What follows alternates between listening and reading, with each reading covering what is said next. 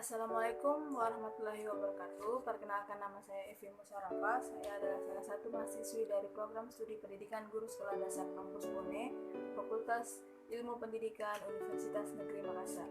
Jadi hari ini saya akan membahas sebuah materi yang berkaitan dengan penyajian bahan pustaka. Sebelum kita berlanjut untuk membahas materi kita pada hari ini, saya ingin mengutip satu quotes dari salah satu penulis yang berasal dari Amerika Serikat yang bernama Christopher Morley, yang mengatakan bahwa ketika Anda menjual satu buku, Anda tidak hanya menjual sebuah benda yang berukuran 12 ons saja yang terdiri dari kertas, tinta, dan juga lem, melainkan Anda telah menjual sebuah hidup baru kepadanya. Berdasarkan apa yang dikatakan oleh Christopher Morley ini, kita dapat mengambil makna bahwa buku itu jendela dunia. Dengan buku kita dapat menemukan pembelajaran hidup. Ada beberapa hal yang terkait tentang penyajian bahan pustaka. Yang pertama yaitu pengadaan bahan pustaka.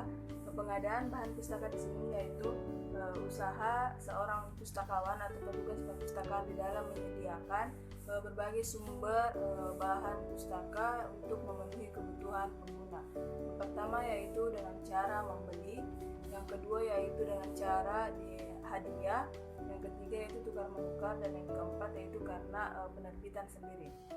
Selanjutnya di dalam penyajian bahan pustaka ada tahap yang namanya tahap pemilahan bahan pustaka, yaitu tahap di mana dilakukannya pemilahan atau menentukan koleksi apa yang akan dimasukkan di dalam perpustakaan.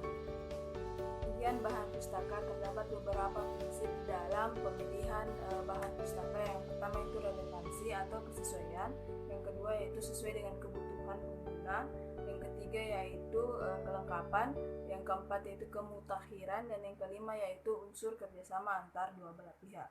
Selanjutnya untuk pengadaan bahan atau penyajian bahan pustaka ada alat-alat bantu di dalam pembelian bahan pustaka, yaitu sarana pembaca, yang kedua timbangan buku seperti majalah atau yang terdapat di dalam majalah atau koran atau surat kabar. Ini saya kutip dari salah satu buku yang saya miliki, yaitu ini Organisasi Informasi Perpustakaan yang ditulis oleh Wiji Suwarno.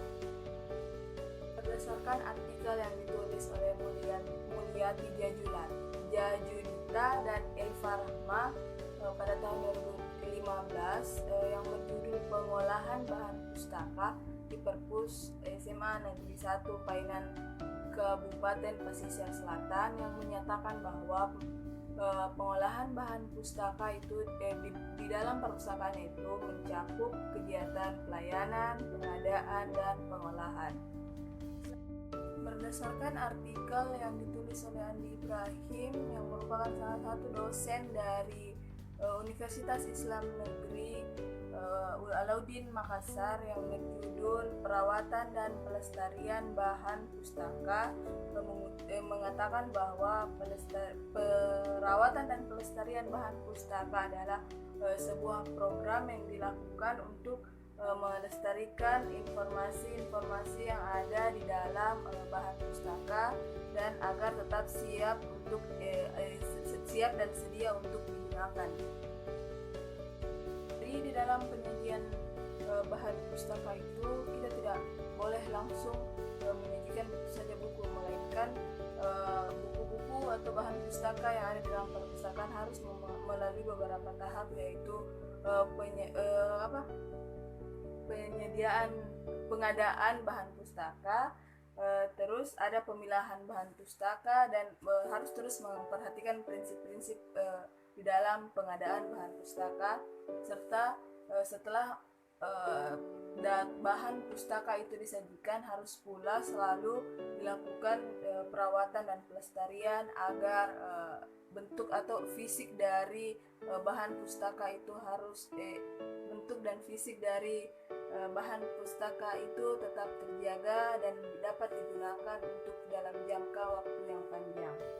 Jadi sekian pembahasan materi kita hari ini.